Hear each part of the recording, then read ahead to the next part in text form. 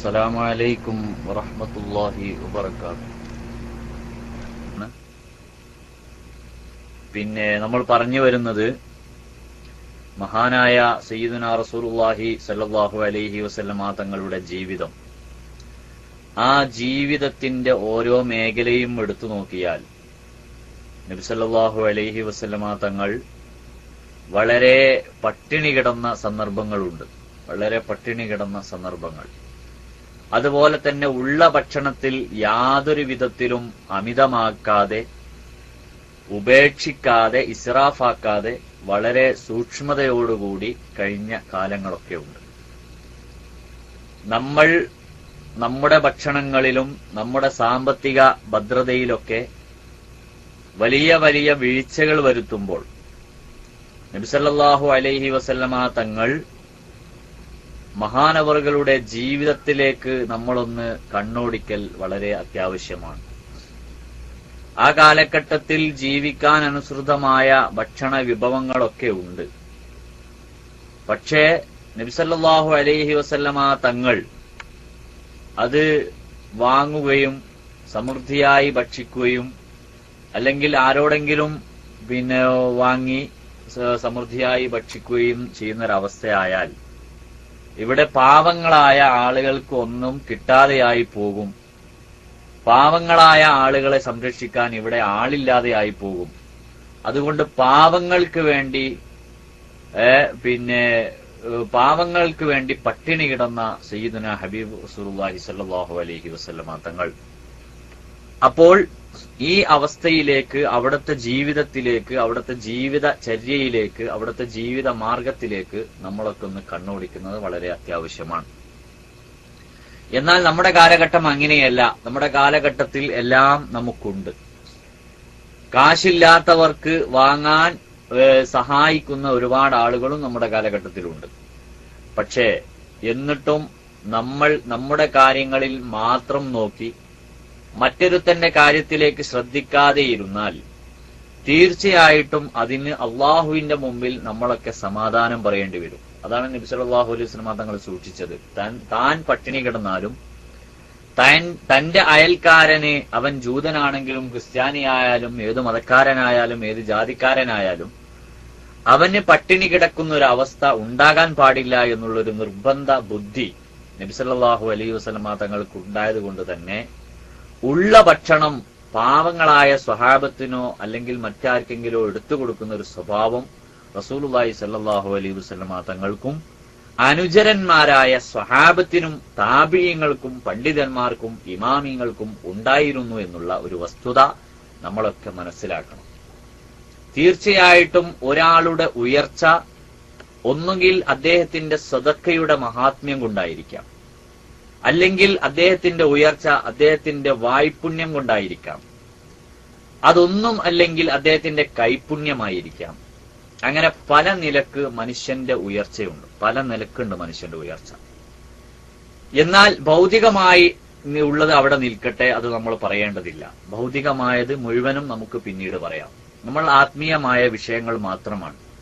ഈ ആത്മീയമായ വിഷയത്ത് നമ്മൾക്ക് ജീവിക്കാൻ, നമ്മുടെ ജീവിതത്തിന്റെ ഉയർച്ചയ്ക്ക് ഏറ്റവും മേഖലക്ക് വളരെ നല്ലത് തന്റെ വായ്പുണ്യവും തന്റെ ഹൃദയശുദ്ധിയുമാണ് എന്ന് നമ്മൾ മനസ്സിലാക്കണം.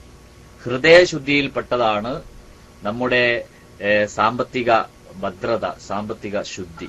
ഈ സാമ്പത്തിക ശുദ്ധി എപ്പോഴും നമുക്കുണ്ടായിരിക്കണം. എന്ന് പറഞ്ഞാൽ ഒരു 10 പൈസ ഇപ്പൊ ഇല്ല, ഏകദേശം ഒരു 25 പൈസയുടെ മുട്ടായി നമ്മൾ വാങ്ങുകയാണെങ്കിൽ ആ മുട്ടായിയുടെ സകലമാന ഡീറ്റെയിൽസ് നമ്മൾ അറിഞ്ഞിരിക്കണം. എന്ന് പറഞ്ഞാൽ അത്രയും ആ മുട്ടായി എവിടുന്ന് വന്നു, അത് വാങ്ങാനുള്ള കാശ് എവിടുന്ന് കിട്ടി എന്നുള്ള ഒരു ആത്മീയമായ ചിന്ത നമുക്കെപ്പോഴും. നമ്മുടെ കീശയിൽ ഒരു 10 രൂപ കണ്ടു, അല്ലെങ്കിൽ 10 റിയാല് കണ്ടു, ഒരിക്കലും അത് വരാൻ സാധ്യതയില്ല. എന്നാൽ ആ 10 രൂപ നമ്മൾ ചിലവഴിക്കുന്നതിലുപരി ആ 10 രൂപയുടെ സ്രോതസ് അതെവിടുന്ന് വന്നു എന്നുള്ള വഴി നമ്മൾ അന്വേഷിക്കൽ നിർബന്ധമാണ്. അതല്ലേ മഹാനായ മുഹീദ്ദീൻ ഷെയ്ഖ് റളിയല്ലാഹു അൻഹുവിന്റെ ഉപ്പ സ്വാലിഹ് റളിയല്ലാഹു അൻഹു ആണെന്ന് തോന്നുന്നു പേര്, അല്ലെ? സ്വാലിഹ് എന്നല്ലേ പേര്? ആണെന്ന് തോന്നുന്നു. ആഷിഖ് റസൂൽ സാഹ് കണ്ട് ഒന്ന് അടിച്ചു തന്നാൽ നന്നായിരുന്നു. ഏതായിരുന്നാലും ആ മഹാനവറുകൾക്ക് ഒരു പഴം, ഒരു സമുദ്രത്തിൽ നിന്ന് ഒലിച്ചു വരുന്ന ഒരു പഴം കാണുകയും ആ പഴം എടുത്തു ഭക്ഷിച്ചതിന്റെ പേരിൽ മഹാനവറുകൾ അനുഭവിച്ച ഒരുപാട് കഷ്ടപ്പാട്, പഴം വിശന്നത് കാരണമായി പഴം ഭക്ഷിക്കുകയും ആ പഴം ഭക്ഷിച്ചതിന് ശേഷം പടച്ചോനെ ഞാനിങ്ങനെ ഒരു പഴം ഭക്ഷിച്ചു പോയല്ലോ, ഇതെവിടെന്ന് വന്നു എന്ന് പിന്നെ അന്വേഷിക്കുകയും ചെയ്തപ്പോ, അന്വേഷണത്തിന് വിധേയമാക്കിയപ്പോൾ അങ്ങനെ അദ്ദേഹം ഒരുപാട് നടന്നിട്ടാണ് ഈ പഴത്തിന്റെ ഉടമസ്ഥനെ, മരവും അതിന്റെ ഉടമസ്ഥനെയും കണ്ടുപിടിക്കുന്നത്. അപ്പൊ ഇതൊക്കെ ഈ കഥ ഞാൻ നീട്ടിക്കൊണ്ടു പോകല്ല. അങ്ങനെ മൊഹീദ്ദീൻ ഷെയ്ഖ് റളിയല്ലാഹുവിന്റെ ഉമ്മാനെ വിവാഹം കഴിക്കുന്നതൊക്കെ ആ ചരിത്രമൊക്കെ നമുക്ക് അറിയുന്നതാണ്. പക്ഷെ അതിലൊക്കെ നമുക്കൊരു ആത്മീയമായ പാഠമുണ്ട്, ആത്മീയമായ ഒരു ചിന്ത നമ്മൾ ഉണ്ടാക്കിയെടുക്കൽ വളരെ അത്യാവശ്യമാണ്. മഹാനായ താഴ്വാ ഉസ്താദ് തന്നെ വളരെ വിഷയമായി ആത്മീയതയിൽ തന്നെയാണ് ഈ കിതാബ് രചിക്കുന്നതും അതിന്റെ ഭാഗങ്ങളൊക്കെ ഏറെക്കുറെ ഇത് ചൊല്ലി തീർക്കുന്ന ഒരാൾക്ക്, ചൊല്ലി പഠിച്ച് മനസ്സിലാക്കുന്ന ഒരാൾക്ക് തികച്ചും അവന്റെ മനസ്സിലേക്ക് കടന്നു വരുന്ന ഒരു ഒരു വലിയ ഒരു ആത്മീയമായ ചിന്ത അവന്റെ മനസ്സിലുണ്ടാകും. അത് തീർച്ചയാണ്. ഇതിൽ വലിയ ഒരു വിഷയം പറഞ്ഞു, ആഡംബരത്തിന്റെ കോടാലി എന്ന് പറഞ്ഞിട്ടൊരു വിഷയം നിങ്ങൾ വായിച്ചിട്ടുണ്ടാകാം. ആഡംബരത്തിന്റെ കോടാലി. അതിൽ മഹാനവറുകൾ പറയുന്നത് എന്താണെന്ന് നമ്മൾക്കൊന്ന് ശ്രദ്ധിച്ചു നോക്കാം. ആഡംബരത്തിന്റെ കോടാലി എന്ന് പറയുന്ന ഈ വിഷയത്തിൽ മഹാനവറുകൾ പറയുന്നത് എന്താണെന്ന് നമുക്കൊന്ന് ശ്രദ്ധിച്ചു നോക്കാം. തികച്ചും അത് ആത്മീയമായിരിക്കുമെന്ന് നമ്മൾ മനസ്സിലാക്കുന്നു. ആത്മീയമായ ചിന്ത വളരെ അധികം കൂടിയ ഒരു കാലഘട്ടമാണ് നമ്മൾക്ക് ഉണ്ടാകേണ്ടത്. ആത്മീയമായ ചിന്ത നമുക്ക് വളരെയധികം കൂടണം. ഇതില് ദിവസം നിനക്ക് സലാമത്തായി നീങ്ങുന്നേ, അതു കണ്ടു ചതിയിൽ പെട്ടു നീ കഴിയുന്നേ, അതിനിടയിലൊന്ന് മുസീബത്തായി പുലരുന്നേ, അത് നിന്റെ സകല പ്രതീക്ഷയും തകർക്കുന്നേ. ഫോൺ ചെയ്തു ഡോക്ടർ തൽക്ഷണം എത്തുന്നേ, ഇഞ്ചക്ഷൻ ഒന്നു കൊടുത്തു കഴിയൊഴിയുന്നേ, തെളിവുള്ള വെള്ളം അന്നതാ കലങ്ങുന്നേ, കനക്കോട്ട കാറ്റടിച്ചൊക്കെയും തകർക്കുന്നേ, നീ കണ്ണടച്ച് ഫോൺ വിളിച്ചുണർത്തുന്നേ, അതിനന്ന് ഗദ്ഗതം കൊണ്ട് മൊഴി വിങ്ങുന്നേ, ചെവിയോട് മറ്റേ ചെവി സലാം പറയുന്നേ, കണ്ണോട് കണ്ണും സ്ഥിതി ഇതാണേ പൊന്നെ, അതുപോലെ അവയവം തമ്മിലെല്ലാമെന്ന് പറയുന്നതാ സകറാത്തു സമയം തന്നെ.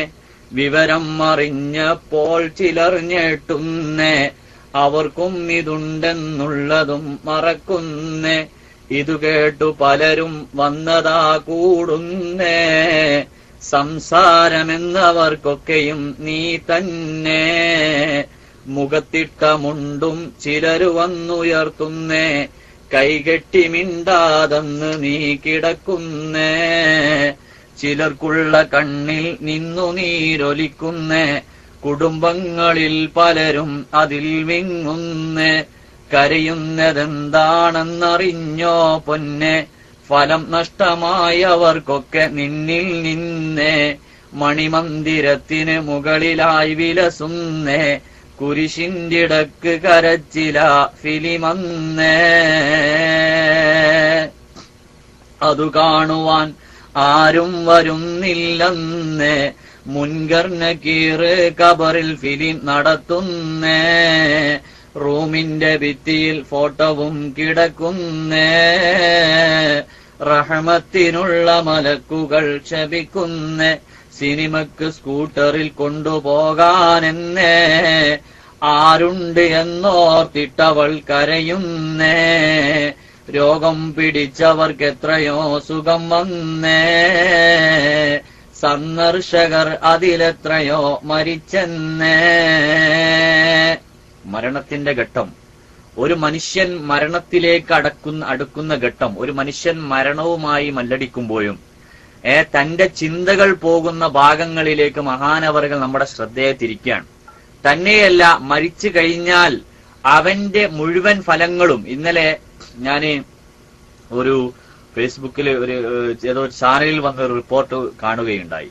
എന്ന് പറഞ്ഞാൽ കൊല്ലങ്ങളോളം ഗൾഫ് 30-36 വർഷം ഗൾഫ് ജീവിതവുമായി മല്ലടിച്ച് തന്റെ ഭാര്യക്കും കുട്ടികൾക്കും വേണ്ടി അവരുടെ പഠനത്തിനും അവരുടെ ജീവിത ആവശ്യത്തിനും വേണ്ടി 36 വർഷത്തോളം പ്രവാസിയായി ജീവിച്ച് ആകെ അവശനായി പ്രമേയ രോഗിയായി നാട്ടിലെത്തിയപ്പോൾ ആ നാട്ടിലെത്തിയ വ്യക്തിയെ പിന്നെ ആ ഭാര്യക്കും മക്കൾക്കും വേണ്ട. അങ്ങനത്തെ ഒരു ചാനൽ റിപ്പോർട്ട് ഇന്നലെ കാണുകയുണ്ടായി. നമ്മളൊന്ന് ചിന്തിച്ചു നോക്കിയാട്ടെ. മനുഷ്യൻ അവന്റെ ഊർജസ്വലതയിൽ ഊർജമുള്ള കാലത്ത്, അവന്റെ ജീവനുള്ള കാലത്ത് മനുഷ്യൻ പലതും ചെയ്തു കൂട്ടുന്നു. പക്ഷെ മരിച്ചു കഴിഞ്ഞാൽ പിന്നെ ആ മനുഷ്യനെ മറ്റൊരാൾക്ക് ആവശ്യമില്ല. അവന്റെ ആവശ്യം അവനോടുകൂടി തീർന്നു എന്നുള്ള, ഇതാരെ ആത്മീയതയില്ലാത്തൊരു മനുഷ്യനെ കുറിച്ചാ പറയുന്നത്. ആത്മീയത ഒരു നിമിഷം പോലും ആത്മീയതയിലേക്ക് ചിന്തിക്കാത്തവനെ കുറിച്ചാ. നേരെ മറിച്ച് താജുൽ ഉലമ നമ്മളിൽ നിന്ന് മൺമറഞ്ഞുപോയി, പക്ഷേ താജുൽ ഉലമ ഇന്നും നമ്മുടെ കൂടെയുണ്ട്, നമ്മളെ സംരക്ഷിച്ചു കൊണ്ടിരിക്കുന്നുണ്ട്. മഹാന്മാരായ ഔലിയാക്കൾ, അമ്പിയാക്കൾ ഇവരൊക്കെ നമ്മളെ സംരക്ഷിച്ചു കൊണ്ടിരിക്കുന്നുണ്ട്. തന്നെയുമല്ല, അവരുടെ ജീവിതം, ഭൗതികമായ ജീവിതം തീർന്നിട്ടുണ്ട് എങ്കിലും ആത്മീയമായ ജീവിതം അല്ലെങ്കിൽ ബർസഖിയായ ജീവിതം കൊണ്ട് നമുക്കൊരുപാട് നേട്ടങ്ങളുണ്ട്. ഇത് ആത്മീയത ഉള്ളവർക്കുള്ള നേട്ടമാണ്. അല്ലാതെ മറ്റുള്ള ആളുകൾക്കുള്ള നേട്ടം എന്താ സംഭവിക്കുക? മറ്റുള്ള ആളുകൾക്കുള്ള നേട്ടം എന്ന് പറഞ്ഞാൽ ഭൗതികമായി മാത്രം ചിന്തിക്കുന്നവർക്കുള്ള അവസ്ഥയാണ് മഹാനായ തഅവ ഉസ്താദ് പറയുന്നത്. നിന്റെ ജീവിതം ഭൗതികമായ ജീവിതമാണെങ്കിൽ നിന്റെ ജീവിതത്തിന്റെ അവസ്ഥ ദുനിയാവിൽ നിന്ന് തന്നെ ഒരു സമയം വരെ നിന്നെ ആഗ്രഹിക്കാനും നിന്നെ ആശ്വസിപ്പിക്കാനും നിന്നെ പ്രതീക്ഷിക്കാനും ആളുണ്ടാകും. നിനക്ക് വല്ല രോഗമോ അല്ലെങ്കിൽ മാറാവ്യാധിയോ പിടിപെട്ട് കഴിഞ്ഞാൽ നിന്നെ നോക്കാൻ പിന്നെ ഒരാളും ഉണ്ടാകൂല. അത് ഭൗതികമായ ഇൽമു കൂടിയതിന്റെ പ്രയോജനമാണ്, ഭൗതികമായ നേട്ടം കൂടിയതിന്റെ പ്രയോജനമാണ്. നേരെ മറിച്ച് നീ ഒരു ആത്മീയ ആചാര്യനായാൽ, നീ ഒരു ആത്മീയ രീതിയിൽ വളർന്നു കഴിഞ്ഞാൽ നിന്നെ മരിക്കുവോളം നിന്നെ ആവശ്യമുണ്ടാവും, മരിച്ചു കഴിഞ്ഞാലും നിന്നെ ആവശ്യമുണ്ടാകും. ചിന്തിക്കണം, ഭൗതികവും ആത്മീയവും തമ്മിലുള്ള വ്യത്യാസം. ഭൗതികമായ ഒരു മാസ്റ്റർക്കുള്ള നേട്ടം എന്ന് പറഞ്ഞാൽ അദ്ദേഹത്തിന്റെ മരണം വരെ ഉണ്ടാകുള്ളൂ. മരണത്തോടുകൂടി ആ മാസ്റ്ററുടെ അല്ലെങ്കിൽ ഒരു ഉദ്യോഗസ്ഥന്റെ അല്ലെങ്കിൽ ഒരു എഞ്ചിനീയറുടെ വിഷയം കഴിഞ്ഞു. മരണത്തോടുകൂടി ആ മനുഷ്യന്റെ ഉപയോഗം ജനങ്ങൾക്ക് കഴിഞ്ഞു, സേവനം കഴിഞ്ഞു. എന്നാൽ ഒരു ആത്മീയ പണ്ഡിതനെ കുറിച്ച് അങ്ങനെയല്ല. ഒരു ആത്മീയ പണ്ഡിതനായി കഴിഞ്ഞാൽ ആ പണ്ഡിതന്റെ സേവനം മരണം വരെ ആ പണ്ഡിതന്റെ സേവനം അത്യാവശ്യമാണ്. മരിച്ചു കഴിഞ്ഞാലും ആ മഹാൻ ആ വ്യക്തിയെ സഹായിച്ചു കൊണ്ടിരിക്കും. അങ്ങനെ ഒരുപാട് അനുഭവങ്ങൾ. ഇന്നലെ ഞാൻ വേറെ ഒരു സ്ഥലത്ത് ബന്ധപ്പെട്ട ഒരു സഹോദരനുമായി ഇങ്ങനെ ഒരു ആത്മീയമായ വിഷയങ്ങൾ ഇങ്ങനെ ചർച്ച ചെയ്തുകൊണ്ടിരിക്കുമ്പോൾ ആ സഹോദരൻ പറയാണ്, ഉസ്താദെ, സാധാരണയിൽ ഒരു സാധാരണക്കാരനായ പയ്യൻ, ഞങ്ങളുടെ നാട്ടിൽ പഠിച്ചുകൊണ്ടിരുന്ന ഒരു പയ്യൻ, ഞാൻ ആ പയ്യനോട് ഒരുപാട് സലാത്തുകളും ഒരുപാട് ദിക്റുകളും പറഞ്ഞു. അങ്ങനെ ദിക്റുകൾ പറഞ്ഞു എന്ന് മാത്രമല്ല, താജുൽ ഉലമയെ കുറിച്ച്, നമ്മുടെ സയ്യിദ് മർഹൂം താജുൽ ഉലമ അൽ ബുഖാരി തങ്ങളെ കുറിച്ച്, ഖദ്ദസല്ലാഹു സിറഹുൽ അസീസ്, മഹാനവറുകളെ കുറിച്ച്, മഹാനവറുകളുടെ ഒരുപാട് ചരിത്രങ്ങൾ ഞാൻ ആ ചെറിയ പയ്യന്, ഒരു 10-20 വയസ്സായ കേവലം രക്തത്തുളിപ്പിന്റെ സമയത്ത് ഫേസ്ബുക്കിന്റെയും മറ്റ് മീഡിയകളുടെയും നെറ്റ്വർക്കിന്റെയും പിന്നാലെ പോകുന്ന ഈ ജനസമൂഹത്തിന്റെ അല്ലെങ്കിൽ യുവത്വ കാലത്ത് ഞാൻ ആ സഹോദരനോട് നിരന്തരം എനിക്ക് മുൻ പരിചയമൊന്നുമില്ല, പരിചയപ്പെട്ടതിന്റെ പേരിൽ ഞാൻ ആ സഹോദരനോട് നിരന്തരം സലാത്തുകളും ദിക്റുകളും ചെല്ലാൻ പറഞ്ഞു. ആ സഹോദരൻ ദിക്റുകളും സലാത്തുകളും ചൊല്ലി. തന്നെയുമല്ല, ഞാൻ താജുൽ ഉലമയെ കുറിച്ച്, മഹാനവറുകളുടെ ജീവിത ചരിത്രത്തെക്കുറിച്ചൊക്കെ ഞാൻ ഒരുപാട് വിഷയങ്ങൾ പറഞ്ഞു കൊടുത്തു. അങ്ങനെ ഈ കുട്ടി ഇപ്പോൾ താജുൽ ഉലമയുടെ സ്വന്തമായ ആളായി മാറിക്കൊണ്ടിരിക്കുന്നു. എന്ന് പറഞ്ഞാൽ താജുൽ ഉലമ ഈ കുട്ടിയുടെ അരികിൽ വന്നുകൊണ്ടിരിക്കുന്നു. നല്ല നല്ല മാർഗനിർദ്ദേശങ്ങൾ പറഞ്ഞുകൊണ്ടിരിക്കുന്നു. ഈ കുട്ടി ഇപ്പോൾ താജുൽ ഉലമയുടെ അടുത്ത ആളായിട്ട് വഫാത്തായിട്ടുണ്ട്. പക്ഷേ അതാണ് പറഞ്ഞത്, മഹാന്മാരുടെ വഫാത്ത് എന്ന് പറഞ്ഞാൽ നമ്മൾക്ക് പിന്നെ ഹൈറാകും. എന്താ, ഹയാത്തി ഹൈറുല്ലക്കും മമാത്തി ഹൈറുല്ലക്കും എന്ന് പറഞ്ഞില്ലേ? എന്റെ ജീവിതവും എന്റെ മരണവും നിങ്ങൾക്ക് ഹൈറാണ് സയ്യിദുനാ റസൂലുള്ളാഹി സ്വല്ലല്ലാഹു അലൈഹി വസല്ലമ തങ്ങൾ പറയുന്നു. അപ്പോ മഹാന്മാരായ ആളുകളെ കുറിച്ച് നമുക്ക് അങ്ങനെയാണ് പറയാനുള്ളത്. അവരുടെ ജീവിതവും നമ്മൾക്ക് ഹൈറാണ്, അവരുടെ മരണവും നമ്മൾക്ക് ഹൈറാണ്. ഇന്ന് താജുൽ ഉലമ ആ സഹോദരനെ നയിച്ചുകൊണ്ടിരിക്കുന്നു ആത്മീയമായിട്ട്. തന്നെയല്ല, ആ സഹോദരൻ ഇപ്പോൾ പിന്നെ വൈബിയായ വിഷയങ്ങൾ വരെ ഈ പിന്നെ എന്റെ ഏറ്റവും സുഹൃത്തായ ഈ വ്യക്തിയോട് പറയുന്നു. വൈബിയായ വിഷയങ്ങൾ വരെ, വലൈക്കും സലാം, വൈബിയായ വിഷയങ്ങൾ വരെ ഈ സുഹൃത്ത് പറയുന്നു. ആരുടെ അടിസ്ഥാനത്തിൽ? ആരാണ് ഇത് പറയുന്നത്? ഇതാരാണ് പറഞ്ഞു കൊടുക്കുന്നത്? മഹാനായ താജുൽ ഉലമ പറഞ്ഞു കൊടുക്കുന്നു. ആ അടിസ്ഥാനത്തിൽ ഈ സഹോദരൻ പിന്നെ ഏറ്റവും വിശ്വസിക്കാൻ പറ്റുന്ന ഒരു വിഷയമായതുകൊണ്ടാണ് ഞാൻ പറയുന്നത്. ഞാൻ പറഞ്ഞില്ലേ, ഞാൻ മുമ്പ് പറഞ്ഞിട്ടുണ്ട്, വിശ്വസിക്കാൻ പറ്റാത്തൊരു വിഷയവും ഞാൻ പറയാറില്ല. കേട്ട് മനസ്സിലാക്കി അനുഭവമല്ലാത്തൊരു വിഷയവും ഞാൻ പറയാറില്ല. പക്ഷെ ഇത് വിശ്വസിക്കാൻ പറ്റുന്ന ഒരു ആവശ്യമായതുകൊണ്ട് നമ്മളെല്ലാവരും വിശ്വസിച്ച് തീരൂ. അതാണ് മഹാന്മാരായ ആത്മീയ പണ്ഡിതന്മാരുടെ നേതൃത്വം. അപ്പൊ ആത്മീയതയും ഭൗതികതയും തമ്മിലുള്ള വ്യത്യാസം എന്ന് പറഞ്ഞാൽ, ഭൗതികം നമ്മുടെ മരണത്തോടുകൂടി തീരുന്നു. ഇപ്പൊ ഞാൻ നേരത്തെ പറഞ്ഞു, മരണത്തോട് കൂടിയല്ല, മരണത്തിന് മുമ്പന്നെ തീരുന്നു, ഇല്ലേ?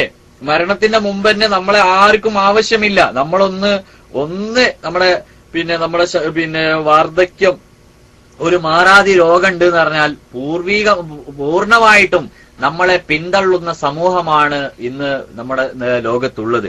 എന്നാൽ മഹാന്മാരെ അങ്ങനെയല്ല. ആത്മീയമായി നമ്മൾ ഉയർന്നു കഴിഞ്ഞാൽ നമ്മളെ എപ്പോഴും എല്ലാവർക്കും ആവശ്യമുണ്ടാകും. അത് മരണത്തിന് ശേഷവും ഉണ്ടാകും, ജീവിതകാലത്തും ഉണ്ടാകും. അല്ലാഹു സുബ്ഹാനഹു വ തആല നമ്മെ എല്ലാവരെയും അവന്റെ ഉത്തമന്മാരായ സജ്ജനങ്ങളിൽ ഉൾപ്പെടുത്തി അനുഗ്രഹിക്കുമാറാകട്ടെ. ഒരുപാട് ആളുകൾ പല വിഷമങ്ങളും പറഞ്ഞുകൊണ്ട് ദുആ ചെയ്യാൻ പറഞ്ഞിട്ടുണ്ട്. ഞാൻ കാര്യമായി ഈ ക്ലാസ് വരുന്നത് തന്നെ ദുആ ചെയ്യാൻ വേണ്ടിയിട്ടാണ്. നിങ്ങളൊക്കെ ആമീൻ കിട്ടാൻ വേണ്ടിയിട്ടാണ്. എന്റെ സഹോദരൻ ഏകദേശം വാർഡിലേക്കായി വളരെ സുഖമായി വരുന്നുണ്ട് എന്നറിഞ്ഞു. അല്ലാഹു സുബ്ഹാനഹു വ തആല പരിപൂർണമായി സുഖപ്പെടുത്തി കൊടുക്കുമാറാകട്ടെ. അപ്പൊ നമ്മൾ മനസ്സിലാക്കേണ്ടത്, ആത്മീയതക്ക് എപ്പോഴും നമ്മൾ മുൻഗണന കൊടുക്കണം. നമ്മൾ മുൻഗണന കൊടുത്താലേ നമ്മളെ മക്കളും മുൻഗണന കൊടുക്കുകയുള്ളൂ. നമ്മൾ ഒരുപാട് SSFന്റെ പ്രവർത്തകന്മാരെ കുറിച്ച് നമ്മൾ കേട്ടതാണ്, അല്ലെ? ഒരുപാട് SSFന്റെ പ്രവർത്തകന്മാർ, സാധാരണക്കാരായ പ്രവർത്തകന്മാർ, ഏതോ ഒരു ഉസ്താദിന്റെ വയല് കേട്ട് നന്നായ എത്രയോ ചെറുപ്പക്കാരുടെ കഥ നമ്മൾ കേട്ടതാണ്, അല്ലേ?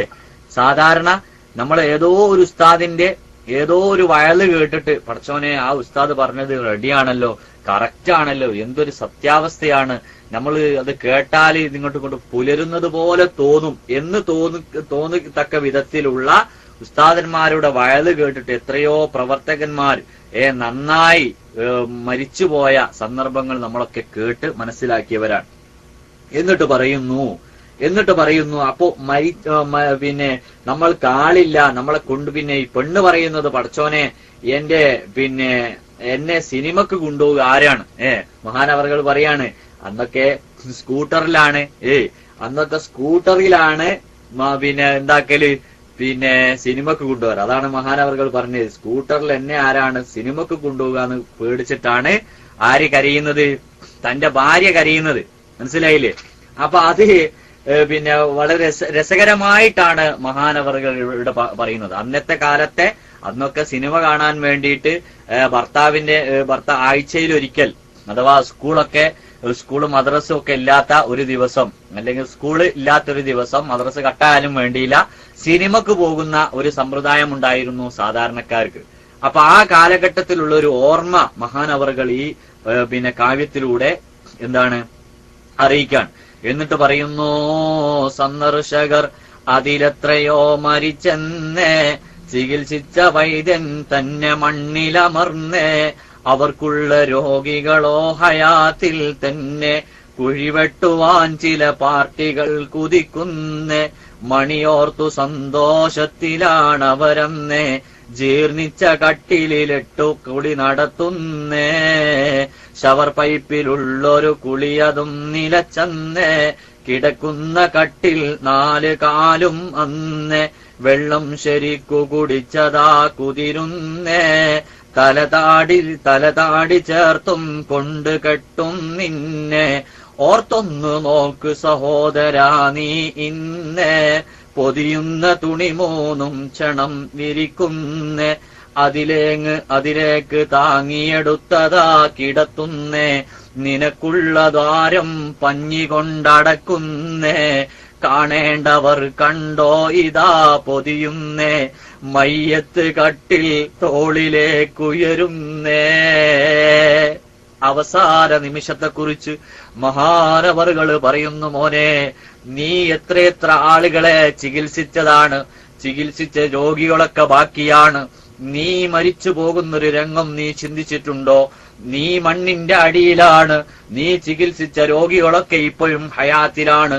അങ്ങനെ നീ ജീർണിച്ച ഒരു കട്ടിലിന്റെ മുകളിൽ നിന്നെ കിടത്തി. ഇന്നലെ കിടന്നത് നീ പട്ടുമെത്തയിലാണ്, അല്ലെങ്കിൽ കട്ടിലിന്റെ മുകളിലാണ് AC ഇട്ടോ, അല്ലെങ്കിൽ ഫാനിട്ടോ, അല്ലെങ്കിൽ കൂളറിട്ടോ കിടന്ന് നല്ല സംതൃപ്തി അടഞ്ഞവനാണ്. നിന്റെ ഭാര്യ നിന്റെ അടുത്തുണ്ട്. അവൾ നിന്നെ സംതൃപ്തനാക്കുന്നുണ്ട്. പക്ഷേ ഇന്ന് അതല്ല. ഇന്ന് നിന്നെ കിടത്താൻ ആരും കാണാത്ത, അല്ലെങ്കിൽ ആരും എപ്പോഴും ഉപയോഗിക്കാത്ത ഒരു കട്ടില കൊണ്ടുവന്നു. അതിൽ നിന്നെ കിടത്തിയിരിക്കുന്നു. അങ്ങനെ ആ കട്ടിലയിൽ കിടത്തിയെന്ന് മാത്രല്ല, നിന്നെ കാണാൻ ആളുകൾ വന്നുകൊണ്ടിരിക്കുന്നു. അവരെല്ലാവരും നിന്റെ മുഖം കണ്ടുകൊണ്ട് പറയുന്നു, ഇയാള് മരിച്ചുപോയല്ലേ എന്നവർ പറയുന്നു. അങ്ങനെ നിന്നെ കുളിക്കാൻ കട്ടിക്കിടത്തുന്നു. ഇന്നലെ വരെ ഷവർ തിരിച്ചു കുളിച്ച മനുഷ്യനാണ് നീ. ഇന്ന് നിനക്ക് തിരിക്കാൻ ഷവറില്ല. അങ്ങനെ നിന്നെ കിടത്തുന്നു. എങ്ങനെ വെള്ളം ശരിയായിട്ട് നിന്റെ ശരീരത്തിന്റെ എല്ലാ ഭാഗങ്ങളിലേക്കും ആക്കുന്നു. അതോടുകൂടി നിന്നെ അതിനുശേഷം നിന്റെ ദ്വാരങ്ങളിലൊക്കെ പഞ്ഞി വെച്ചടക്കുന്നു. അങ്ങനെ 3 കഷ്ണം തുണിയിൽ നിന്നെ പൊതിയുന്നു. കാണേണ്ടവരൊക്കെ വന്ന് കണ്ടോളൂ എന്ന് പറയുന്നു. മയ്യത്ത് പൊതിയാണെന്ന് പറയുന്നു. ഇതൊക്കെ ആ ഒരു മനുഷ്യൻ ചിന്തിക്കേണ്ടതിലേക്ക്, ഒരു മനുഷ്യൻ ആലോചിക്കുന്നതിലേക്ക് മഹാനവറുകൾ നമ്മുടെ ശ്രദ്ധ തിരിക്കാൻ. എന്നിട്ട് ആ മയ്യത്ത് കട്ടിലുമായി നമ്മളെ കൊണ്ടുപോവുകയാണ്. ആരുമില്ലാത്ത, ഇന്നലെ വരെ നമുക്ക് ആളുണ്ട്. എന്റെ ശബ്ദത്തിന് ചെറിയൊരു ഇടർച്ച ഉണ്ട്. ഇന്നലെ ഒരു പരിപാടി കഴിഞ്ഞ് വന്നതാണ്. അപ്പോ കൂടുതൽ ശബ്ദത്തിൽ ഇട്ടാൽ എല്ലാരും കേൾക്കുന്നുണ്ടല്ലോ അല്ലേ?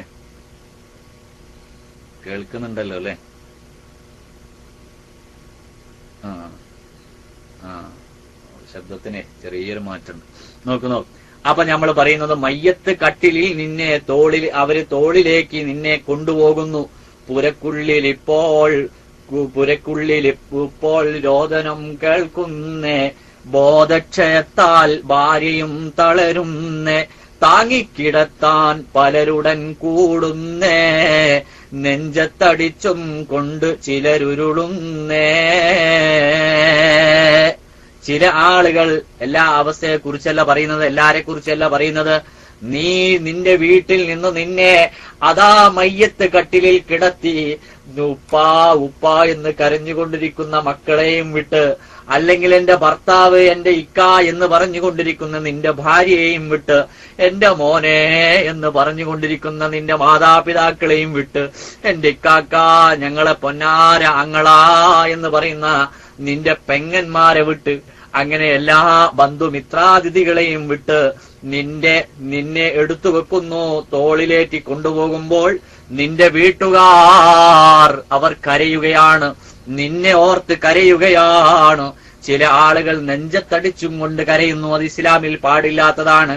പക്ഷേ പണ്ടുള്ള ആളുകളൊക്കെ അങ്ങനെ ഉണ്ടായിരുന്നു. അതാണ് മഹാനവറുകൾ അത് എടുത്തു വെക്കാൻ കാരണം. അത് പാടില്ലാത്തതാണ്, പക്ഷെ അങ്ങനെ ഉണ്ടായിരുന്നു. ഇപ്പോഴും ചില സ്ഥലങ്ങളിൽ നടക്കുന്നുണ്ട്. അത് ഹറാമാണ്. അവർക്കുള്ള കൈ തളർന്നിട്ടതാ കിടക്കുന്നേ. ക്ഷമ വിട്ട ഉമ്മയും പൊന്നുമകനെ എന്ന് കൈവിട്ടുപോയോ കാണലെന്നാ നിന്നെ അരുമക്കിടാങ്ങൾ ബാപ്പയെ വിളിക്കുന്നേ. അതിലുത്തരം ചെയ്യാതവൻ പിരിയുന്നേ. അതുപോലെ പലരും കൂട്ടമായി കരയുന്നേ. ഒരു തുച്ഛ സമയം കേട്ടടങ്ങുന്നേ. മയ്യത്ത് പള്ളിയിൽ വെച്ചു നിസ്കരിക്കുന്നേ. മോനെ, നിന്റെ അവസ്ഥയെ നീ ചിന്തിച്ചിട്ടുണ്ടോ? നിന്നെ കൊണ്ടുപോകുമ്പോൾ നിന്റെ ഉമ്മ കരയുകയാണ്, പൊന്നുമോനെ എന്ന് വിളിച്ചുകൊണ്ട്. നിന്റെ മാതാപിതാക്കൾ കരയാണ്. അവരൊക്കെ പറയുന്നു, ഇന്നലെ വരെ ഞങ്ങളെ കൂടെ ഇരുന്ന് ഭക്ഷണം കഴിച്ചവൻ, ഇന്നലെ വരെ ഞങ്ങളുടെ എല്ലാ ജീവിത മാർഗങ്ങളിലും ഞങ്ങളെ സംരക്ഷിച്ചവൻ ഇന്ന് പോയല്ലോ അല്ലാ, ഞങ്ങളെയും വിട്ടുപോയല്ലോ. മക്കള് പറയുന്നു, ഞങ്ങളുടെ ബാപ്പാ നിങ്ങൾ പോകാണോ ബാപ്പാ എന്ന് വിളിച്ചുകൊണ്ട് നിന്റെ കുട്ടികൾ കരയാണ്. എന്നിട്ട് അതിനൊന്നും മറുപടി പറയാതെ, മോനെ, നീ ഉണ്ടാക്കിയ മുഴുവൻ സമ്പത്തും ബാക്കിയാക്കി, നീ ഉണ്ടാക്കിയ വലിയ വീടൊക്കെ ബാക്കിയാക്കി, നീ ഉണ്ടാക്കിയ എല്ലാ ഉല്ലാസ കേന്ദ്രങ്ങളും ബാക്കിയാക്കി, നീ ഉണ്ടാക്കിയ മുഴുവൻ കാര്യങ്ങളും ബാക്കിയാക്കി, അതിനൊന്നും മറുപടി പറയാതെ പോകുന്ന മോനെ. എന്നിട്ട് പറയുന്നു, മയ്യത്ത് പിന്നെ പള്ളിയിൽ വെച്ച് നിനക്ക് വേണ്ടി നിസ്കരിക്കുന്നു. ഇന്നലെ വരെ നീ അവരോടുകൂടെ നിസ്കരിച്ചവനാണ്, ഇന്ന് നീ അവരോടുകൂടെ നിസ്കരിക്കാനില്ല, നിനക്ക് വേണ്ടി അവർ നിസ്കരിക്കുന്നു. അതിലൊന്നു കയറാൻ ഭാഗ്യം അവനും വന്നേ. ബാങ്കിന്റെ വിളി കേട്ടിട്ടവൻ തിരിഞ്ഞന്നേ. വിളിക്കാതെ വന്നവൻ ഇന്നിതാ കിടക്കുന്നേ. മയ്യത്ത് കട്ടിൽ കബറിലേക്കടുക്കുന്നേ.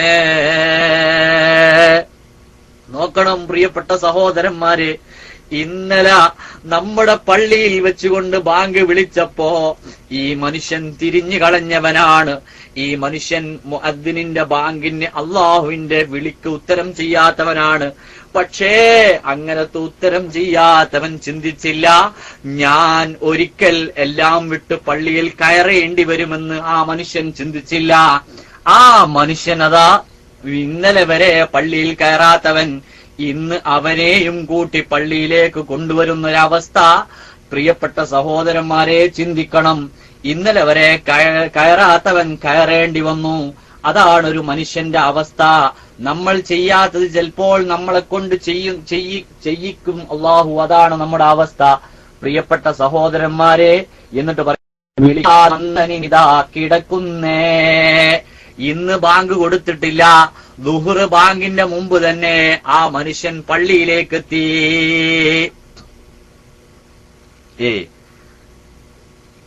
എന്താണ് നോക്ക്. അപ്പോൾ എന്താ പറഞ്ഞത്? നമ്മളെന്താ പറഞ്ഞത്? അവൻ ഇന്നലെ വരെ ബാങ്ക് വിളിച്ചിട്ട് പള്ളിയിൽ വരാത്തവൻ, ബാങ്കിന് ഉത്തരം ചെയ്യാത്തവൻ. പക്ഷേ ഇന്ന് ബാങ്ക് വിളിച്ചില്ല, ബാങ്ക് വിളിയുടെ മുമ്പേ തന്നെ പള്ളിയിലേക്ക് എത്തിക്കഴിഞ്ഞു. എന്നിട്ട് പറയുന്നു, ഒരു തുച്ഛ സമയം കൊണ്ട് കെട്ടടങ്ങുന്നേ. മയ്യത്ത് പള്ളിയിൽ വെച്ചു നിസ്കരിക്കുന്നേ. അതിലൊന്നു കയറാൻ ഭാഗ്യം അവനും വന്നേ. ബാങ്കിന്റെ വിളി കേട്ടിട്ടവൻ തിരിഞ്ഞന്നേ. പള്ളിയിൽ കയറാനുള്ള ഭാഗ്യം അങ്ങനെയെങ്കിലും അവന് കിട്ടി എന്നാണ് പറയുന്നത്. എന്നിട്ട് പറയുന്നു, മയ്യത്ത് കട്ടിൽ കബറിലേക്കടുക്കുന്നേ. അതിൽ നിന്ന് മെല്ലെ എടുത്തതാ കിടത്തുന്നേ. പിടിമണ്ണുമിട്ടും കൊണ്ടവർ പിരിയുന്നേ.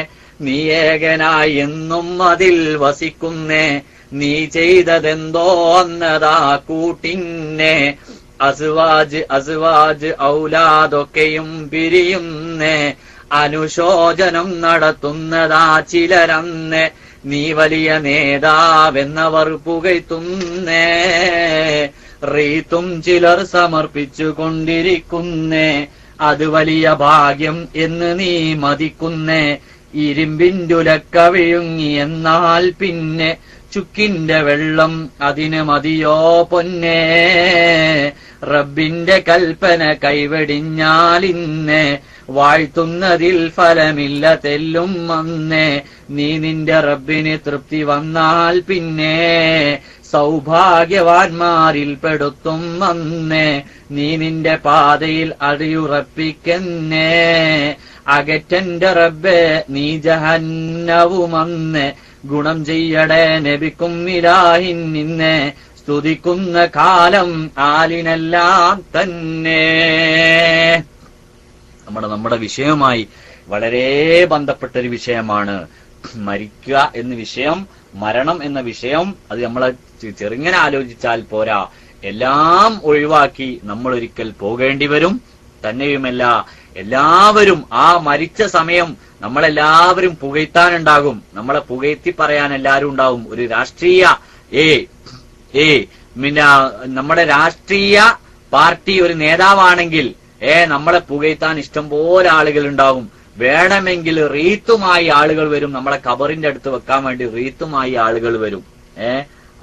അതും പാടില്ലാത്തതാണ്. ഏതായിരുന്നാലും ചില ആളുകൾ അനുശോചനം അറിയിക്കാൻ വേണ്ടിയിട്ട്, അല്ലെങ്കിൽ നമ്മുടെ ദുഃഖത്തിൽ പങ്കുചേരാൻ വേണ്ടിയിട്ട് അതിന്റെ ഒരു അടയാളമായ റീത്തുമായിട്ട് വരാറുണ്ട്. പക്ഷെ അങ്ങനെയൊക്കെ വരുന്ന ആളുകളുണ്ട്, അങ്ങനത്തെ നാടുകളൊക്കെ ഉണ്ട്. അതുകൊണ്ടാണ് ആ വിഷയം മഹാനവറുകൾ എടുത്തിടാൻ കാരണം. ചില സ്ഥലത്തൊക്കെ ഞാൻ കണ്ടതാണ്, ഒരു മുസ്ലിമായ മനുഷ്യൻ മരിച്ചാല്, ഇപ്പൊ എറണാകുളത്ത് ഞാൻ പഠിക്കുന്ന സമയത്ത് അവിടെ പള്ളിയിൽ ഈ ഹിന്ദുക്കൾ വരെ പള്ളിയിൽ കയറിയിട്ട് മയ്യത്ത് കാണാനൊക്കെ വരും. പള്ളിയിൽ കയറിയിട്ട് മയ്യത്ത് കാണാനൊക്കെ വരും. മനസ്സിലായില്ല? നിസ്കരിക്കുന്ന സമയം അവർ ഇഞ്ഞു നിൽക്കുന്നല്ലാതെ അവര് പള്ളിയിൽ കയറും, മയ്യത്ത് കാണും, മയ്യത്തുമായി അവര് പിന്നെ മയ്യത്ത് മറമാടിയതിന് ശേഷം മാത്രമേ പിന്നെ ഹിന്ദുക്കളായ അമുസ്ലിമീങ്ങളായ ആളുകൾ പിരിഞ്ഞു പോകുള്ളൂ. കാരണം അവരുടെ വിഷയം അങ്ങനെ. അവിടെ നമ്മൾ തടുക്കാൻ നിന്നാല് അതൊരു സാഹോദര്യ ബന്ധത്തിന് എതിരായിരിക്കും. അവിടെ റീത്തൊക്കെ കൊണ്ടുവരുന്ന ഒരു സമ്പ്രദായമുണ്ട്. പക്ഷേ പിന്നെ മഹാന്മാരായ പണ്ഡിതന്മാർ കഴിവിന്റെ പരമാവധി അതിനെ എതിർക്കാറുണ്ട്.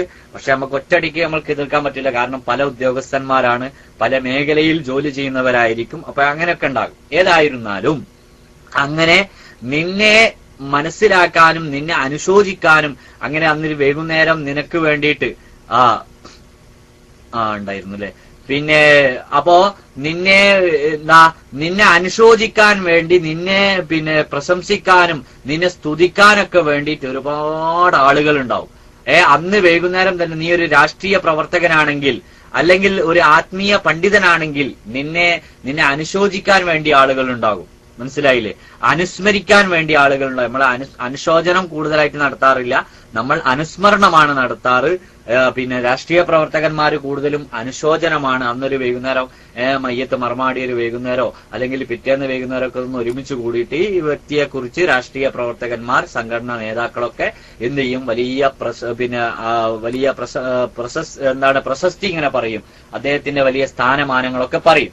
അതൊക്കെ നല്ലതാണ്. ഏതായിരുന്നാലും അങ്ങനെ പറയുന്ന ഒരു ചുറ്റുപാടിലേക്ക് നീ ആകണമെങ്കിൽ നീ ഒരു ആത്മീയ പണ്ഡിതനാകണം, ഒരു ആത്മീയ സേവകനാകണം. എന്നാൽ മാത്രമേ നിന്നെ മനസ്സിലാക്കാനും നിന്നെ പിന്നെ ഓർമ്മിക്കാനും നിന്നെ അനുശോചിക്കാനും ആളുകൾ ഉണ്ടാകുകയുള്ളൂ എന്നാണ് ഇതിലേക്കൊക്കെ വരുന്ന ഏറ്റവും വലിയ സൂചന. അപ്പൊ ഞാൻ പറഞ്ഞു വരുന്നത്, ആത്മീയ ശുദ്ധി അത് വലിയ എന്നേക്കും നമുക്ക് വലിയൊരു നേട്ടമാണ്. ഞാൻ വിഷയത്തിലേക്ക് കടക്കുന്നില്ല. ഇന്ന് വളരെ ചുരുങ്ങി ഇന്ന് ദുആ ചെയ്യാൻ വേണ്ടി വന്നതാണ്. ഒരുപാട് ആളുകൾ പല വിഷയങ്ങളുമായി ബന്ധപ്പെട്ടുകൊണ്ട് ദുആ ചെയ്യാൻ വേണ്ടി പറഞ്ഞിട്ടുണ്ട്. അല്ലാഹു സുബ്ഹാനഹു വ തആല നമ്മുടെ എല്ലാവരുടെയും സകലമാന സദുദ്ദേശങ്ങളും അല്ലാഹു പൂർത്തീകരിച്ച് അനുഗ്രഹിക്കുമാറാകട്ടെ. നമ്മുടെ ശാരീരികവും മാനസികവുമായ മുഴുവൻ രോഗങ്ങളും അല്ലാഹു എത്രയും പെട്ടെന്ന് സുഖമായി സന്തോഷത്തിലാക്കി തരുമാറാകട്ടെ. നമ്മുടെ മാതാപിതാക്കൾ, വേണ്ടപ്പെട്ടവർ, കുടുംബക്കാർ, രോഗശയ്യയിൽ കിടക്കുന്ന എത്രയോ ആളുകൾ, അല്ലാഹുവേ അവരുടെ എല്ലാവരുടെയും രോഗം എത്രയും പെട്ടെന്ന് നീ സുഖപ്പെടുത്തണേ റഹ്മാനെ എന്ന് ഈ സമയത്ത് ആത്മാർത്ഥമായി പ്രാർത്ഥിക്കുകയാണ്. പിന്നെ ഞാൻ പറഞ്ഞു വരുന്ന അടുത്ത വിഷയത്തെ കുറിച്ച് എന്തായിരുന്നു, ഇന്നലെ എന്തോ പറഞ്ഞിരുന്നോ? നാളത്തെ വിഷയം ഇന്നതാണെന്ന് പറഞ്ഞോ? ഭയഭക്തിയെ കുറിച്ച് നമ്മൾ പറഞ്ഞു. പിന്നെ നമ്മൾ പറഞ്ഞിരുന്നത് സാമ്പത്തിക ശുദ്ധിയെ കുറിച്ചാണ്. ഇന്നലെ നമ്മൾ വേറെന്താ പറഞ്ഞോ? വിഷയം വേറെന്തെങ്കിലും പറഞ്ഞോ? ഇല്ലല്ലേ? വേറൊന്നും പറഞ്ഞില്ലല്ലോ? ആരുമില്ലേ? ഓർമ്മയുണ്ടോ? ഓർമ്മയുണ്ടോ?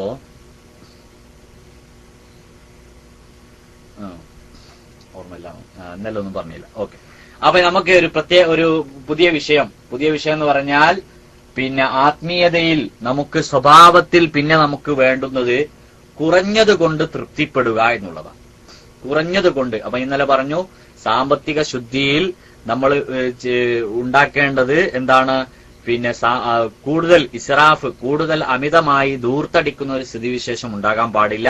എല്ലാ വിഷയത്തിലും നമ്മൾ സാമ്പത്തികമായ ശുദ്ധി നോക്കണം. പിന്നെ കുറഞ്ഞത് കൊണ്ട് തൃപ്തിപ്പെടുക, അത് ഒരു വലിയ വിഷയമാണ്. അത് വലിയൊരു വിഷയമാണ്. കുറഞ്ഞത് കൊണ്ട് തൃപ്തിപ്പെടുക നമുക്കില്ലാത്തൊരു വിഷയമാണത്. എന്തൊരു വിഷയത്തിലും കുറഞ്ഞത് കൊണ്ട് തൃപ്തിപ്പെടാൻ നമ്മൾ തയ്യാറല്ല. അതെന്താണ്? എന്തുകൊണ്ടാണ് നമ്മൾ തൃപ്തിപ്പെടാത്തത്? അത് നമ്മൾ ആലോചിക്കേണ്ടുന്ന അത്യാവശ്യമാണ്. അല്ലാഹു സുബ്ഹാനഹു വ തആല നമുക്ക് നൽകിയതായ സമ്പത്ത് അത് കുറഞ്ഞതുണ്ടാകാം, കൂടിയതുണ്ടാകാം. നമ്മൾ ഏകദേശം നമ്മുടെ ചിന്താഗതിയിൽ കുറഞ്ഞവരാണ്. കാരണം എല്ലാ സൗകര്യവും നമുക്കില്ലല്ലോ. നമുക്ക് എല്ലാ സൗകര്യങ്ങളും ഇല്ല. അപ്പൊ നമ്മൾ ആരാണ്? കുറഞ്ഞ ആളുകളാണ്, അല്ലേ? എന്നാൽ ആ കുറഞ്ഞതിൽ തൃപ്തി ഉണ്ടാവുക എന്നത് ഒരു വലിയ ഉണ്ടാക്കിയെടുക്കേണ്ട, സ്വഭാവത്തിൽ നമ്മൾ ഉണ്ടാക്കിയെടുക്കേണ്ട വലിയൊരു നേട്ടമാണ്. നിങ്ങൾ കുട്ടികളെ കണ്ടിട്ടില്ലേ? 2 കുട്ടികൾ വീട്ടിലുണ്ടായാൽ കച്ചറാണ്, അല്ലേ? 2 ആൺകുട്ടികൾ ഉണ്ടാകുക, അല്ലെങ്കിൽ 2 പെൺകുട്ടികൾ ഉണ്ടാകുക, ഒരേ പ്രായക്കാരാകുക, അല്ലെങ്കിൽ കുറഞ്ഞ ഒരു മാറ്റമുള്ള ഏകദേശം 2 കുട്ടികൾ ഉണ്ടായാലും എന്താ അവസ്ഥ? ഉമ്മ അല്ലെങ്കിൽ ഭാര്യ ഒരു പപ്പടം പൊരിച്ചാല് അവിടെ അടിയായിരിക്കും, അല്ലേ? ഒരു പപ്പടം പൊരിച്ചാല് അവിടെ അടിയായിരിക്കും. ഒരു പപ്പടം പൊരിച്ചിട്ട് മുറിച്ചു കൊടുക്കാന്നാണ് ഉമ്മ വിചാരിച്ചത്. പക്ഷെ ഒരാളില്ലാത്തതിന്റെ പേരിൽ എന്താക്കിയതാണ്? ഒന്ന് തന്നെ ഒരാൾക്ക് കൊടുത്തു. പിന്നീടാണ് അവൻ അറിയുന്നത് എന്ത്? ഉമ്മ ഞാനറിയാതെ ഒരു പപ്പടം പൊരിച്ചിട്ട് അവന് കൊടുത്തിട്ടുണ്ട്. എന്നാൽ അവിടെ എന്താ നടക്കുക? അവിടെ ആകെ കുതുകുലായിരിക്കും, അല്ലേ? അല്ലെങ്കിൽ ഒരു കോഴിമുട്ട പൊരിച്ചു കൊടുത്താൽ മതി, അതിന് കുതുകുലായിരിക്കും. ഇനി അതൊന്നും വേണ്ട, ഒരു കോഴിമുട്ട പൊരിച്ചിട്ട് ഉമ്മ 3/4 ഭാഗം ഒരാൾക്കും കൊടുത്തു, 1/4 ഭാഗം അളന്നിട്ടൊന്നല്ല കൊടുത്ത്. നോക്കേ, അളന്നിട്ടൊന്നല്ല കൊടുത്തത്. എന്നാലും എന്താകുക? എന്നാലും 3/4 ഭാഗം ഒരാൾക്കും കൊടുത്തു, 1/4 ഭാഗം വേറെ ഒരാൾക്കും കൊടുത്താൽ എന്താ അവിടെ സംഭവിക്കുക? അവിടെ കുട്ടികളുടെ ഇടയിലുള്ള ഒരു സ്വഭാവമാണ് കുറഞ്ഞത് കൊണ്ട് തൃപ്തിപ്പെടാതിരിക്കുക എന്നുള്ളൊരു സ്വഭാവം, അല്ലേ? കുട്ടികൾക്ക് മദ്രസയിൽ ക്ലാസ് എടുത്തു കൊടുക്കുന്ന സമയത്ത് പ്രത്യേകമായി പഠിപ്പിക്കുന്ന ഒരു വിഷയമാണ് കുറഞ്ഞതുകൊണ്ട് തൃപ്തിപ്പെടണം, കുറഞ്ഞതുകൊണ്ട് തൃപ്തിപ്പെടണം. ഈ കുറഞ്ഞതുകൊണ്ട് തൃപ്തിപ്പെടുക എന്നതിന്റെ ഉദ്ദേശം എല്ലാ വിഷയത്തിലും അങ്ങനെ തന്നെയാണ്. അത് കുട്ടികളെ മുട്ടായി കൊണ്ട് പഠിപ്പിച്ചിട്ട് പിന്നെ കാശ് കൊണ്ടുവരെ നമ്മൾ അങ്ങനെ പഠിപ്പിക്കണം. മനസ്സിലായില്ലേ? കാശ് നമ്മൾ ദൂർത്തടിക്കുന്ന ഒരു രീതി ഉണ്ടാകാൻ പാടില്ല. ഒരു 100 രൂപ ആവശ്യമുള്ളിടത്ത് നമ്മൾ 99 രൂപയിൽ പിന്നെ 99 എന്ന് പറയാൻ 100 രൂപയോളം നമുക്ക് ആവശ്യമുണ്ട്. പക്ഷെ 99 രൂപ ഉണ്ടെങ്കിലും അതെന്താകും? അത് സഫലീകരിക്കും എന്നുള്ള ഒരു ചിന്താഗതി ഉണ്ടായാൽ നമ്മൾ 99 രൂപയെ കൊടുക്കാൻ പാടുള്ളൂ, 100 രൂപ കൊടുക്കാൻ പാടില്ല. ചില ആളുകളുണ്ട് അതൊരു 110 കൊടുത്തേക്കുക. അപ്പൊ എന്താകാണ്? ചെറിയ കുട്ടികളിൽ ഈ കുറഞ്ഞത് കൊണ്ട് തൃപ്തിപ്പെടുക എന്നുള്ള ഈ പ്രമേയം, ഈ ഒരു അവസ്ഥ, ഈ ഒരു മാർഗം ഇല്ലാതെയാകാണ്. അപ്പൊ എന്താകാണ്? കുട്ടി ആഗ്രഹിക്കുന്നതിലുപരി കിട്ടാണ്. ഇന്ന് കുട്ടികൾക്ക് നമ്മൾ ആവശ്യത്തിലുപരിയായിട്ട് നമ്മൾ മൊബൈൽ ഫോൺ മേടിച്ചു കൊടുക്കുന്നുണ്ട്, ബൈക്ക് മേടിച്ചു കൊടുക്കുന്നുണ്ട്, അല്ലേ? ഇനി അതല്ല സാധാ സൈക്കിൾ മേടിച്ചു കൊടുക്കുന്നുണ്ട്, അതുപോലെ കമ്പ്യൂട്ടർ വാങ്ങിക്കൊടുക്കുന്നുണ്ട്. ഇനി അതൊന്നും അല്ലെങ്കിൽ വീട്ടിൽ ചാനലുകൾ വാങ്ങിക്കൊടുക്കുന്നുണ്ട്. എല്ലാം ഇന്ന് സുലഭമാണ്. ഇന്നെല്ലാം സുലഭമാണ്. മനസ്സിലായില്ലേ? അപ്പൊ നമ്മൾ ആവശ്യമില്ലാത്തത് നമ്മൾ പഠിപ്പിച്ചു കഴിഞ്ഞാൽ കുറഞ്ഞതുകൊണ്ട് തൃപ്തിപ്പെടുക എന്നുള്ള ഒരു വിഷയം നമ്മുടെ കുട്ടികളിൽ ഇല്ലാതെയാകും. അതെന്തുകൊണ്ടാന്ന് വെച്ചാൽ നമ്മൾക്കും ചിലപ്പോ അങ്ങനെ ആയിരിക്കും. നമുക്ക് കുറഞ്ഞതുകൊണ്ട് തൃപ്തിപ്പെടാൻ ഭയങ്കര ഒരു മടിയാണ്, ഇല്ലേ? നമ്മൾക്ക് ആകെയുള്ള ഒരു പ്രശ്നമാണ് കുറഞ്ഞതുകൊണ്ട് തൃപ്തിപ്പെടുക എന്ന് പറഞ്ഞാൽ നമുക്ക് തീരെ ഇഷ്ടാവൂല. ഏകദേശം പിന്നെ വയറിന്റെ പാതി ഭാഗം ഭക്ഷണം കഴിക്കുന്ന ഒരാൾക്ക് 1/4 ഭാഗമായാൽ പിന്നെ അന്നൊരു ഉഷാറ് കിട്ടൂല. എന്താണ്? ഇത് ശരിയായില്ല, ഇനിയും ഭക്ഷണം കഴിക്കണം എന്നുള്ളൊരു ചിന്താഗതി. അപ്പൊ അത് വലിയൊരു ആശയമായത് കൊണ്ടാണ് ഞാൻ ആ വിഷയത്തെ എടുത്തിടാനുള്ള കാരണം. കുറഞ്ഞതുകൊണ്ട് തൃപ്തിപ്പെടണം. അള്ളാഹു സുബ്ഹാനഹു വ തആല നമുക്ക് നൽകിയത് നമുക്ക് ആവശ്യമായ രൂപമാണ്. നമ്മള് വലിയ വലിയ ആളെ കണ്ടിട്ട് നമ്മൾ അങ്ങനെ ആകണമെന്ന് നമ്മൾ ഒരിക്കലും കൊതിക്കാൻ പാടില്ല. ഭൗതികമായിട്ടാണ് ഞാൻ പറയുന്നത്. നമ്മൾ അങ്ങനെ ഒരു സിനിമാ നടനെ കണ്ടു. നമ്മൾക്ക് അള്ളാഹു സുബ്ഹാനഹു വ തആല അത്ര സൗന്ദര്യം തന്നിട്ടില്ല. നമ്മൾക്ക് തന്ന സൗന്ദര്യത്തിൽ നമ്മൾ സംതൃപ്തരാകണം. അള്ളാഹു മറ്റൊരുത്തന് വലിയ സാമ്പത്തിക ഭദ്രത കൊടുത്തിട്ടുണ്ട്, സാമ്പത്തികം കൊടുത്തിട്ടുണ്ട്. നമുക്ക് അള്ളാഹു സുബ്ഹാനഹു വ തആല അത്രത്തോളം തരുന്നില്ല. എന്നാൽ ആ വിഷയത്തിലും നമ്മൾ സംതൃപ്തരാകണം. അള്ളാഹു എനിക്ക് തന്നതിൽ ഞാൻ സംതൃപ്തനാണ്, എനിക്കത് മതി, അൽഹംദുലില്ലാ എന്നുള്ള ആ ഒരു ദിക്ർ, ആ ഒരു ശുക്ർ എപ്പോഴും നമ്മുടെ മനസ്സിൽ വേണം. അൽഹംദുലില്ലാ, എനിക്കിത് മതി, എനിക്ക് ജീവിക്കാനുള്ള വിഭവങ്ങൾ എനിക്കിതിൽ കിട്ടുന്നുണ്ട്, എന്റെ ചെലവുകളും എന്റെ കാര്യങ്ങളൊക്കെ ഇതോടുകൂടി സന്തോഷത്തോടുകൂടി നീങ്ങുന്നുണ്ട്, കുട്ടികൾ പട്ടിണിയല്ലാത്ത നിലക്ക് കുട്ടികൾ പോകുന്നുണ്ട്, അൽഹംദുലില്ലാ എന്നുള്ള ചിന്തയാണ് നമുക്ക് വേണ്ടത്. ഇല്ലാത്തതിനെ നമ്മൾ കൊതിക്കാനും പാടില്ല. അക്കരെ പച്ചയാണെന്ന് വിചാരിച്ച് നമ്മൾ അങ്ങോട്ട് പോയി, അക്കരെ ചെന്നപ്പോൾ ഇക്കരെ പച്ചയാണെന്ന് വിചാരിച്ച് ഇങ്ങോട്ട് വന്നു, അങ്ങനെ നമ്മൾ കളിക്കാൻ പാടില്ല. അല്ലാഹു സുബ്ഹാനഹു വ തആല നമുക്ക് നൽകിയ ജോലി, നമുക്ക് നൽകിയ സമ്പത്ത്, അത് നമുക്ക് ആവശ്യത്തിനുള്ളതാണ്. നമ്മുടെ ആവശ്യത്തിന് അത് മതിയാകും. അതുകൊണ്ടാണ് അല്ലാഹു സുബ്ഹാനഹു വ തആല അങ്ങനെ തന്നത്. അത് ഒന്നെങ്കിൽ അത് പരീക്ഷണം കൂടിയായിരിക്കും. ചിലപ്പോൾ കൂടുതൽ തരാൻ ഉദ്ദേശിച്ച അല്ലാഹു ചിലപ്പോൾ നമ്മളെ പരീക്ഷിക്കാൻ വേണ്ടി അല്പാൽപം തന്നെ നമ്മളെ പരീക്ഷിക്കും. അതൊക്കെ നമ്മളുടെ പരീക്ഷണങ്ങളാണ് എന്ന് നമ്മൾ മനസ്സിലാക്കി കുറഞ്ഞതുകൊണ്ട് തൃപ്തിപ്പെടുക. അള്ളാഹു അത്തരക്കാരിൽ നമ്മളെ എല്ലാവരെയും ഉൾപ്പെടുത്തി അനുഗ്രഹിക്കുമാറാകട്ടെ. അങ്ങനെ ചിന്തിച്ചാൽ അള്ളാഹു സുബ്ഹാനഹു വ തആല നമ്മളറിയാത്ത ഭാഗത്തിലൂടെ അള്ളാഹു ഒരുപാട് ഇങ്ങനെ തന്നുകൊണ്ടേയിരിക്കും. കിട്ടുന്നത് കൊണ്ട് തൃപ്തിപ്പെടണം. ഇപ്പോഴും ഉണ്ട് എന്റെ സഹോദരന്മാര്, തെറ്റിദ്ധരിക്കരുത്. ഇപ്പോഴും ഉണ്ട് നമ്മുടെ പ്രായത്തില് ഭക്ഷണം വിളമ്പുന്ന കാര്യത്തിൽ ഓന് കുറച്ച് കൂടുതലായാല് നമ്മൾ ചൊടിക്കുക. വലിയ ബാപ്പായിട്ടുണ്ട്, മക്കളുണ്ട്, എന്നാലും അങ്ങനത്തെ ആളുകൾ നമ്മുടെ കൂട്ടത്തിൽ ഉണ്ടാവില്ല. നമ്മളെ മനസ്സിലാക്കാണ്.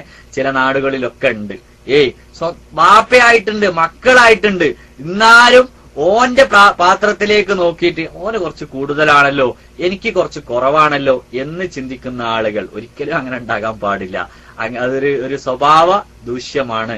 അത് ഒരു ആത്മീയ ചിന്തക്ക് ഭംഗം വരുത്തുന്ന ഒരു വിഷയമാണ്. അങ്ങനെ ഒരിക്കലും ഉണ്ടാകാൻ പാടില്ല. നമ്മൾക്ക് കിട്ടിയത് കൊണ്ട് നമ്മൾ തൃപ്തിപ്പെടണം. നമ്മൾക്ക് കിട്ടിയ വിഷയങ്ങളിൽ നാം സംതൃപ്തരാകണം. അല്ലാഹു സുബ്ഹാനഹു വ തആല അങ്ങനെ അനുഗ്രഹിക്കുമാറാകട്ടെ. അപ്പൊ നമ്മെക്കുറിച്ച് എപ്പോഴും ആലോചിക്കണം. എനിക്ക് അതിനെ അർഹതയുള്ളൂ എന്ന് നമ്മൾ മനസ്സിലാക്കണം. കുറഞ്ഞത് കൊണ്ട് നമ്മൾക്ക് കിട്ടിയാല് ചില സ്ഥലത്ത് ഓഹരി വെക്കുന്ന വിഷയം, ഒരു വിഷയം നമ്മൾ ഓഹരി വെക്കാൻ. അപ്പൊ ചിലപ്പോ ആ ഓഹരി വെക്കുന്ന വ്യക്തി വിചാരിച്ചത് ഓന് ഇത്രത്തോളം ആസ്തി ഉണ്ടല്ലോ, അത്രത്തോളം ഓന് കൊടുക്കുക, മറ്റോന് തീരെ ഇല്ലാത്തവനാണല്ലോ, എന്നാൽ ഓന് അതിനനുസരിച്ച് കൊടുക്കാന്ന് ഉദ്ദേശത്തിലായിരിക്കും അവന് ലിസ്റ്റ് ഉണ്ടാക്കിയത്. അപ്പൊ നമുക്ക് കിട്ടിയപ്പോ കുറച്ച് കുറവ്, മറ്റോന് കിട്ടിയപ്പോ കുറച്ച് കൂടുതൽ. അപ്പൊ അതിനെ ചോദ്യം ചെയ്യാൻ വേണ്ടി പോവുക. നിങ്ങൾ ഇങ്ങനെ ആക്കിയല്ലോ, നിങ്ങൾ അങ്ങനെ ആക്കിയല്ലോ എന്ന് ചോദിച്ചിട്ട് അതിനെ ചോദ്യം ചെയ്യാൻ വേണ്ടി പോവുക. നബി സല്ലല്ലാഹു അലൈഹി വസല്ലമ തങ്ങളുടെ കാലഘട്ടത്തിൽ ഒരുത്തൻ പറഞ്ഞില്ലേ, അഅദിൽ യാ മുഹമ്മദെ നീ നീതി പാലിക്കണം എന്ന് പറഞ്ഞില്ലേ സയ്യിദുനാ റസൂലുള്ളാഹി സല്ലല്ലാഹു അലൈഹി വസല്ലം. ലോകത്ത് നീതി കാണിച്ച ഏറ്റവും വലിയ നേതാവ്.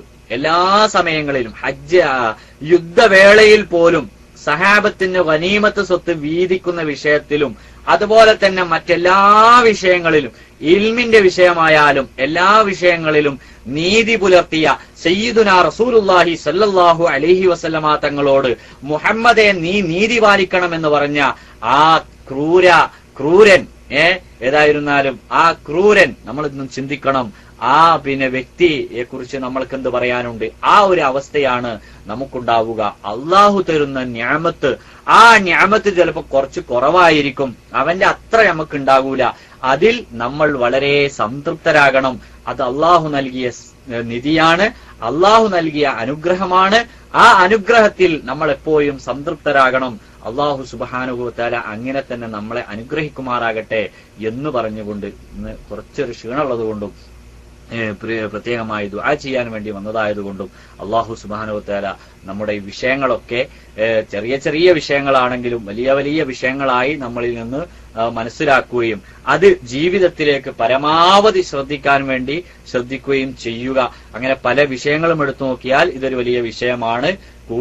കുറഞ്ഞത് കൊണ്ട് തൃപ്തിപ്പെടുക എന്നുള്ളൊരു വിഷയം ഒരു വലിയ വിഷയമാണ്. അങ്ങനെ എല്ലാ വിഷയത്തിലും ശമ്പളത്തിന്റെ വിഷയത്തിൽ ഓന് കുറച്ച് കൂടുതലുണ്ട്, നമുക്ക് കുറച്ച് കുറവുണ്ട്. അത് ചിലപ്പോ ഓന് മുതലാളി കൊടുക്കുന്നത് ഓനെന്തോ ഒരു അധികമായ ജോലി വേറെ എടുക്കുന്നുണ്ടാകും. അത് കാരണമായിരിക്കാം അവന് കുറച്ച് കൂടുതൽ കൊടുക്കുന്നത്. അപ്പോ നമ്മളും ആ ജോലി എടുക്കാൻ വേണ്ടി ശ്രദ്ധിക്കുക. നമ്മൾ ആ ജോലി എടുക്കാതെ കൂടുതൽ കിട്ടണമെന്നൊരിക്കലും ആഗ്രഹിക്കാൻ പാടില്ല. ജോലി എടുക്കുമ്പോൾ അതിന്റെ വേതനം ഒരു മുതലാളി തരും. ഇനി തരുന്നില്ലെങ്കിൽ ഞാൻ ഇന്നലെ പറഞ്ഞതുപോലെ അവകാശമാണ്, അത് ചോദിച്ചു വാങ്ങാനുള്ള അവകാശം നമുക്കുണ്ട്. നമ്മൾ അധ്വാനിച്ചതിന്റെ ഫലം നമുക്ക് ചോദിച്ചു വാങ്ങാം. അത് ഒരു നീതികേടോ അല്ലെങ്കിൽ ഒരു മോശത്തരവോ അല്ല. നമ്മൾ അധ്വാനിക്കുന്നതിന്റെ ഫലമാണ്. അധ്വാനിക്കുന്നതിന്റെ ഫലം നമുക്ക് ചോദിച്ചു വാങ്ങാം.